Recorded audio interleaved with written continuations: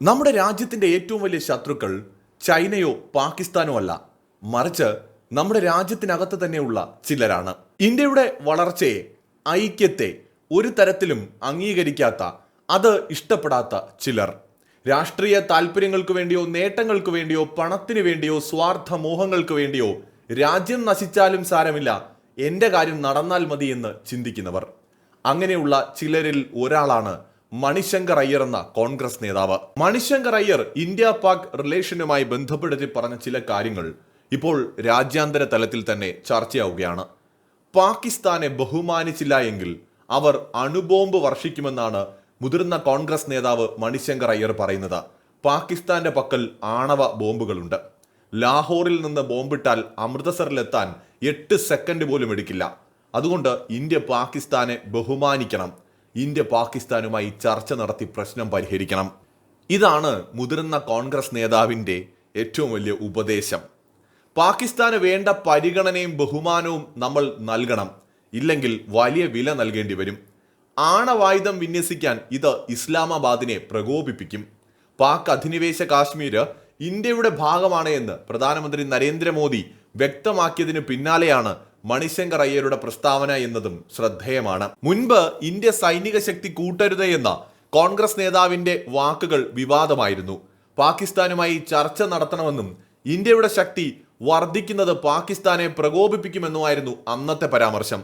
കാശ്മീർ മുൻ മുഖ്യമന്ത്രി ഫറൂഖ് അബ്ദുള്ളയ്ക്ക് പിന്നാലെയാണ് പാക് അനുകൂല പ്രസ്താവനയുമായി മണിശങ്കർ അയ്യരുടെയും രംഗപ്രവേശം.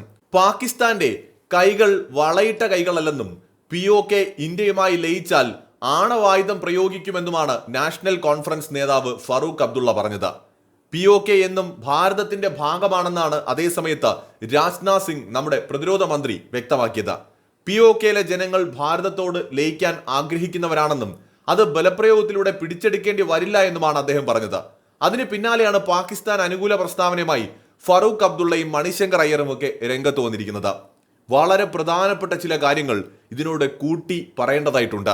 കോൺഗ്രസിന്റെ ഭരണകാലത്ത്, UPA സർക്കാരിന്റെ കാലത്തെ പ്രതിരോധ മന്ത്രിയായിരുന്ന AK ആന്റണി അന്ന് നമ്മുടെ ലോകസഭയിൽ പറഞ്ഞത്, ചൈന എന്ന് പറയുന്ന രാജ്യത്തെ പ്രൊവോക്ക് ചെയ്യാതിരിക്കുന്നതാണ് നമുക്ക് നല്ലത്. അതുകൊണ്ടാണ് അതിർത്തി പ്രദേശങ്ങളിൽ വലിയ രീതിയിലുള്ള വികസനങ്ങളോ അല്ലെങ്കിൽ അടിസ്ഥാന സൗകര്യങ്ങളോ ഒന്നും നമ്മൾ ചെയ്യാത്തത്. അങ്ങനെ നമ്മൾ ചെയ്തു കഴിഞ്ഞാൽ അത് ഈ പറയുന്ന ചൈനയെ പ്രൊവോക്ക് ചെയ്യുകയും ചൈനയുമായിട്ടൊരു കോൺഫ്ലിക്റ്റ് ഉണ്ടാവുകയും ചെയ്യും. ഇന്ത്യക്ക് അത് ദോഷമായിട്ട് മാറും. അതുകൊണ്ട് ചൈനയെ പ്രൊവോക്ക് ചെയ്യാതിരിക്കുന്ന നയമാണ് നമ്മൾ സ്വീകരിക്കുന്നത് എന്ന് അദ്ദേഹം പറയുകയുണ്ടായി. അതോടൊപ്പം തന്നെ ആ സമയത്ത് ഇന്ത്യൻ സൈന്യത്തിന് ആവശ്യത്തിന് ആയുധങ്ങളില്ല എന്ന് പറഞ്ഞുകൊണ്ട് വലിയ വിവാദമൊക്കെ ഉണ്ടായിരുന്നു. അതായത് വളരെയധികം ഇന്ത്യ ആയുധക്ഷാമം നേരിട്ട കാലമാണ് കോൺഗ്രസിന്റെ 2ാം UP സർക്കാരിന്റെ കാലം. അന്ന് വലിയ വിവാദങ്ങളൊക്കെ ഉണ്ടായിരുന്നു ഇതുമായി ബന്ധപ്പെട്ട്. അപ്പോൾ എനിക്ക് മനസ്സിലാക്കാൻ സാധിക്കുന്നത്, ഇപ്പോൾ മണിശങ്കർ അയ്യർ എന്ന് പറയുന്നത് ഒരു മുതിർന്ന കോൺഗ്രസ് നേതാവാണ്. മനസ്സിലാവുന്നത് ഇവരുടെയൊക്കെ രക്തത്തിൽ അലിഞ്ഞു ചേർന്നിട്ടുള്ള ഒന്നുണ്ട്, അത് ഭീരുത്വമാണ്. ആ ഭീരുത്വം കാരണം ശത്രു രാജ്യങ്ങളെ പ്രൊവോക്ക് ചെയ്യാതിരിക്കാൻ ആയുധശക്തി വർദ്ധിപ്പിക്കാതെ അങ്ങ് വഴങ്ങിക്കൊടുക്കുന്ന ഒരു സമീപനത്തിലേക്ക് ഇവരുടെയൊക്കെ ഭരണകാലത്ത് ഇന്ത്യ പോയിട്ടുണ്ടാകണം. നമുക്കറിയാം, ഇന്ത്യ സ്വാതന്ത്ര്യം കിട്ടിയ സമയത്ത് ആയുധ ശേഖരണമൊന്നും കാര്യമായി നടത്തിയിരുന്നില്ല എന്നത് വ്യക്തമാണ്. നെഹ്റുവിന്റെ പോളിസികൾ ഡിഫറൻ്റ് ആയിരുന്നു. അതേസമയത്ത് സ്വാതന്ത്ര്യം നേടിയ പാകിസ്ഥാൻ ആയുധശക്തി വർദ്ധിപ്പിക്കുന്നതിൽ വളരെ മുന്നിലായിരുന്നു. എന്നിട്ടും ഇന്ത്യൻ സൈനികരുടെ, ധീര ജവാന്മാരുടെ പോരാട്ട വീര്യം കൊണ്ടാണ് നമ്മൾ എല്ലാ യുദ്ധങ്ങളിലും പാകിസ്ഥാനെ പരാജയപ്പെടുത്തിയത്. അന്ന് നമുക്ക് ആവശ്യത്തിന് ആയുധങ്ങൾ കൂടി ശക്തമായിട്ടുണ്ടായിരുന്നെങ്കിൽ വളരെ വലിയ മുന്നേറ്റം കൂടുതലായി നമുക്ക് ഉണ്ടാക്കാൻ സാധിക്കുകയും ചെയ്യുമായിരുന്നു. 1962 യുദ്ധത്തിൽ ഇന്ത്യ പരാജയപ്പെട്ടതിന്റെ കാരണവും ഈ വേണ്ടത്ര നമുക്ക് സൈനിക ശക്തി ഇല്ലാതെ പോയത് തന്നെയാണ്. കാരണങ്ങളിൽ ഒന്ന്, ഒരുപാട് കാരണങ്ങൾ അന്നുണ്ട്, പക്ഷേ കാരണങ്ങളിൽ ഒന്ന് ആയുധങ്ങളുടെ കുറവാണ്. അന്നത്തെ പല വീരമൃത്യു വരിച്ച ജവാന്മാരുടെയും പോരാട്ട വീര്യമെന്ന് പറയുന്നത് എടുത്തു പറയേണ്ടതാണ്. അതായത് പിൽക്കാലത്ത് ഇവരിൽ പലരെ കുറിച്ചും പുറത്തു വന്ന റിപ്പോർട്ടുകളിൽ പറയുന്നത്, അവസാന ബുള്ളറ്റ്, കയ്യിലുണ്ടായിരുന്ന അവസാന ബുള്ളറ്റും അവർ ഉപയോഗിച്ചതിന് ശേഷം പിന്നെ കൈ കിട്ടിയതൊക്കെ എടുത്തിട്ട് ശത്രു സൈന്യത്തിന് നേരെ അവർ പൊരുതിയിട്ടുണ്ട്. അവസാനം ആയുധങ്ങളില്ലാതെ നിരായുധരായി നിൽക്കുമ്പോഴാണ് പലപ്പോഴും അവർ വീരമൃത്യു വരിക്കേണ്ടി വന്നത്. അതിനർത്ഥം ആവശ്യത്തിന് ആയുധങ്ങളും സൈനിക ബലവും ഉണ്ടായിരുന്നെങ്കിൽ ചൈനയൊക്കെ നിഷ്പ്രയാസം നമുക്ക് പരാജയപ്പെടുത്താൻ കഴിയുമായിരുന്നു. ഒരുപക്ഷെ അന്നേ കോൺഗ്രസ് പിന്തുടരുന്ന ഒരു പോളിസി ആയിരിക്കാം ശത്രുവിനെ പ്രൊവോക്ക് ചെയ്യാതിരിക്കുന്നതാണ് നല്ലത് എന്നത്. അപ്പൊ ആയുധങ്ങളും വേണ്ട, ഒരു കുന്തവും വേണ്ട, മിണ്ടാതങ്ങ് ഇരുന്ന് കഴിഞ്ഞാൽ അവർ പിന്നെ പ്രൊവോക്ക് ആവില്ലല്ലോ. മറ്റേ നമ്മൾ ആയുധങ്ങൾ കണ്ടുപിടിച്ചാൽ അവർക്ക് ദേഷ്യം വന്നാൽ അവരെങ്ങാനും ആക്രമിച്ചാലോ എന്ന ഭയമായിരിക്കാം അന്ന് തൊട്ടേ തന്നെ അവർ പിന്തുടർന്നത്. അതിലൊരു മാറ്റം വരുന്നത് പ്രധാനമായിട്ട് ഇന്ദിരാഗാന്ധി അധികാരത്തിൽ വരുമ്പോഴാണ്.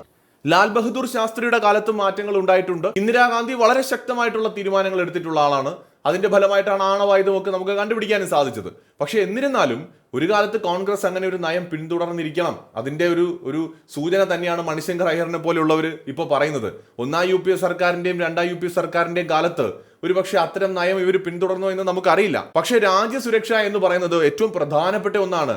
അവിടെ നമുക്ക് ഒരു തരത്തിലുള്ള വിട്ടുവീഴ്ചയും സാധിക്കില്ല. അത് നരേന്ദ്രമോദി വന്നതിന് ശേഷം എടുത്ത ഏറ്റവും ശക്തമായ തീരുമാനങ്ങളിൽ ഒന്നാണ്.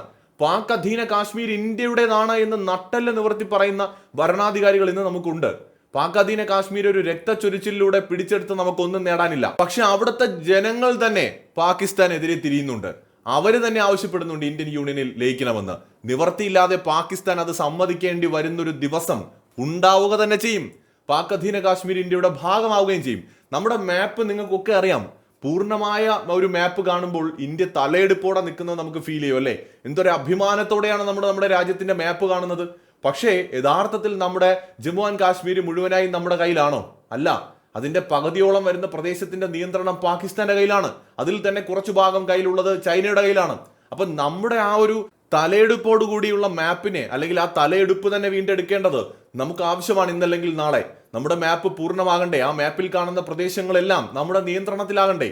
അപ്പോൾ അത് തീർച്ചയായിട്ടും ഇന്നല്ലെങ്കിൽ നാളെ സാധിക്കും. അതൊരു യുദ്ധത്തിലൂടെ തന്നെ ആകണമെന്നൊന്നുമില്ല. അപ്പോൾ അത്തരം പ്രത്യാശകൾ രാജ്യത്തിന്റെ ഭരണാധികാരികൾ പങ്കുവയ്ക്കുമ്പോൾ മണിശങ്കർ അയ്യരെ പോലെയുള്ളവർ എന്താണ് നമ്മളെ പറഞ്ഞു പഠിപ്പിക്കാൻ ശ്രമിക്കുന്നത്? പാകിസ്ഥാന്റെ കയ്യിൽ ആണവായുധമുണ്ട്, അതുകൊണ്ട് അവരുടെ മുന്നിൽ ഓച്ചാനിച്ച് നിൽക്കണം, പഞ്ചപുച്ഛമടക്കി നിൽക്കണം, അല്ലെങ്കിൽ അവരെ പ്രവോക്ക് ചെയ്യാതിരിക്കണം, പാകിസ്ഥാൻ ആരതി ഒഴിഞ്ഞ് അവരെ ബഹുമാനിക്കണം, സ്വീകരിക്കണം എന്നാണോ പറഞ്ഞു പഠിപ്പിക്കുന്നത്? എത്ര ഭീരുക്കളാണ് ഇവര്! ഇന്ത്യക്കാർക്ക് തന്നെ അപമാനമല്ലേ? പാകിസ്ഥാന്റെ കയ്യിൽ ആണവായുധമോ ആനമുട്ടയോ എന്തോ ഉണ്ടായിക്കോട്ടെ, ഇന്ത്യക്ക് ഒരു ചുക്കുമില്ല. പാകിസ്ഥാൻ ആണവ എന്ന് പറഞ്ഞു തുടങ്ങുന്നതിന് മുമ്പ് ആണവായുധം കണ്ടുപിടിച്ച രാജ്യമാണ് ഇന്ത്യ. നമ്മൾ കണ്ടുപിടിച്ച് പതിറ്റാണ്ടുകൾക്ക് ശേഷമാണ് പാകിസ്ഥാൻ, അതും മറ്റു ചില രാജ്യങ്ങളുടെ വളരെ വലിയ സപ്പോർട്ടോട് കൂടിയിട്ട് ആണവായുധം കണ്ടുപിടിച്ചത്. അപ്പോൾ ഇപ്പോഴും പാകിസ്ഥാന് ആണവായുധം 3 രൂപത്തിൽ ഉപയോഗിക്കാൻ പറ്റില്ല. ഇന്ത്യക്ക് ആകാശത്ത് നിന്ന്, കരയിൽ നിന്നും, കടലിൽ നിന്നും ആണവായുധം ഉപയോഗിക്കാൻ പറ്റും. നമുക്ക് നമ്മുടെ മുങ്ങി കപ്പലുകളിൽ നിന്ന് ആണവായുധം ഉപയോഗിക്കാൻ പറ്റും. പാകിസ്ഥാനെ കൊണ്ട് പറ്റില്ല. അവർക്ക് അതിനുള്ള ശേഷിയില്ല. ഇനി മറ്റൊരു കാര്യം പറഞ്ഞാൽ, അവരുടെ കയ്യിൽ കൊള്ളാവുന്ന ഭൂഖണ്ഡാന്തര ബാലിസ്റ്റിക് മിസൈലുകളുണ്ടോ? ഇല്ല. നല്ല ബാലിസ്റ്റിക് മിസൈലുകൾ ഒന്നും പാകിസ്ഥാന്റെ കയ്യിലില്ല. പാകിസ്ഥാനേക്കാൾ ശക്തമായ മിസൈൽ സംവിധാനങ്ങളുണ്ട്, പ്രതിരോധ സംവിധാനങ്ങൾ ഇന്ത്യക്കുണ്ട്.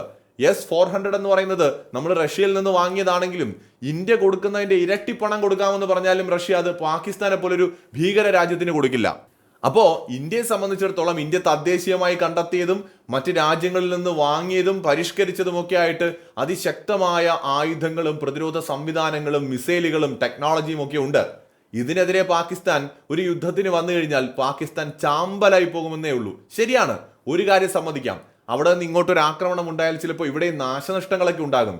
പക്ഷെ അത് പാകിസ്ഥാൻ എന്ന് പറയുന്ന രാജ്യത്തിന്റെ അവസാനമായിരിക്കും. പിന്നെ മണിശങ്കർ അയ്യർ പറഞ്ഞല്ലോ, വളയിട്ട കൈകളല്ല പാകിസ്ഥാന്റെ എന്ന്. വളയിട്ട കൈകളാണോ എന്നൊന്നും നമുക്കറിയില്ല. പക്ഷേ ഇന്ത്യ ഒരു 90,000-ലധികം വരുന്ന പാകിസ്ഥാൻ പട്ടാളക്കാരെ പിടിച്ച് കയ്യില് വളയല്ല വിലങ്ങിട്ട് നിർത്തിയിട്ടുണ്ട്. ഇന്ത്യയുടെ മുന്നിൽ തല കുനിച്ച് 1971 യുദ്ധത്തിൽ നിന്ന പട്ടാളക്കാരുടെ ഫോട്ടോ ഇപ്പോഴും നിങ്ങൾക്ക് കാണാം. വളയിട്ട കൈയാണെങ്കിലും ശരി, ഗ്രനേഡ് ചുറ്റിയ കൈയാണെങ്കിലും ശരി, ഇന്ത്യയോട് മുട്ടാൻ വന്നാൽ വിലങ്ങിട്ട് മുട്ടുകുത്തിച്ച് നിർത്താൻ ഇന്ത്യക്ക് കഴിയുമെന്ന് ഇന്ത്യ തെളിയിച്ചിട്ടുണ്ട്. അപ്പൊ അതുകൊണ്ട് പാകിസ്ഥാന്റെ വീരകഥകൾ പറഞ്ഞ് മണിശങ്കർ വല്ലാതെ അങ്ങ് രോമാഞ്ചം കൊള്ളണ്ട. ഇന്ത്യക്ക് ഒരു ചുക്കുമില്ല. ഈ കാണുന്ന റെസ്പെക്റ്റ് കൂടുതലൊന്നും കൊടുക്കാൻ ഉദ്ദേശിക്കുന്നുമില്ല. അതൊക്കെ കോൺഗ്രസ് അധികാരത്തിൽ വരുമ്പോൾ പോയി പാദസേവ ചെയ്ത് കൈയും കാലും ഒക്കെ തുടച്ച് കഴുകി കൊടുത്താൽ മതി. എന്തായാലും വേറെ ഒരു പാർട്ടിയും അതിന് തയ്യാറാകുമെന്ന് ഞാൻ വിചാരിക്കുന്നില്ല. അതിപ്പോൾ BJP ആയാലും വേറെ ഏതൊരു പാർട്ടി അധികാരത്തിൽ വന്നാലും മണിശങ്കർ അയ്യർ പറഞ്ഞതുപോലെ പാകിസ്ഥാന് പോയി പാദസേവ ചെയ്യുമെന്ന് ഞാൻ വിചാരിക്കുന്നില്ല. കോൺഗ്രസ് ചിലപ്പോൾ ചെയ്യുമായിരിക്കും. കാരണം അദ്ദേഹം ഒരു മുതിർന്ന കോൺഗ്രസ് നേതാവാണ്. അതുകൊണ്ട് അദ്ദേഹത്തിന് അത് ശീലമുണ്ടാകും. മറ്റൊരു വീഡിയോയുമായി വീണ്ടും കാണാം.